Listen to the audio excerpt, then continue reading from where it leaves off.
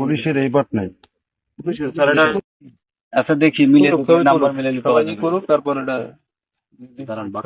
Finance chairman 1 নং Sikdar Mallick union. আমাকে আনুমানিক 1:30টা থেকে 2টার ভিতর পুলিশ ফোন দিয়েছে। ফোন দিয়ে আমাকে বললো যে আপা আপনি অমুক বাড়ি একটু আসেন, স্কুলের সর্দার বাড়ি, সজীব সর্দার, ওদের বাড়িতে একটু আসেন। তারপর আমি বললাম যে না আমি অসুস্থ, আমি তো আসতে পারি না। বললো যে না আপা আসেন, খুব দরকার আপনাদের। তারপর আমি গেলাম, যাই দেখলাম যে পুলিশ মাটি খোঁড়াখুড়ি করতেছে, আর সজীব জিজ্ঞেস করতে আছে।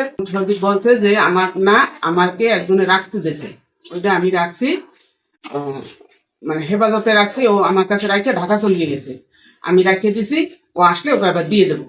এই বলগে বলছে কোথায় আছে বলো। পুলিশ যখন জিজ্ঞেস করছে তখন বলছে যে বাগানে আছে।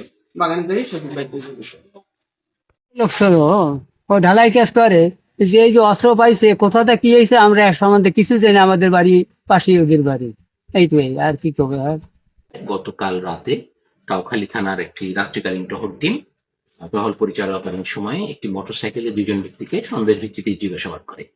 জিজ্ঞাসাবাদের মধ্যে সজীব নামের এক ব্যক্তি, তাকে জিজ্ঞাসাবাদের এক পর্যায়ে তার কাছে তার ব্যক্তিগত মোবাইল চেক করার সময় মোবাইলে একটি শটগানের ছবি পাওয়া যায়। তাকে আরো জিজ্ঞাসাবাদের এক পর্যায়ে সে জানায় অস্ত্রটি তার বাসায় লুকায়িত অবস্থায় আছে। থানার আবাসনিক দল যৌথ অপারেশনের ভিত্তিতে আজকে তার বাসা থেকে তার দেখানো মতে তার হাত থেকে এই শটগানটি উদ্ধার করতে সক্ষম হয়েছে।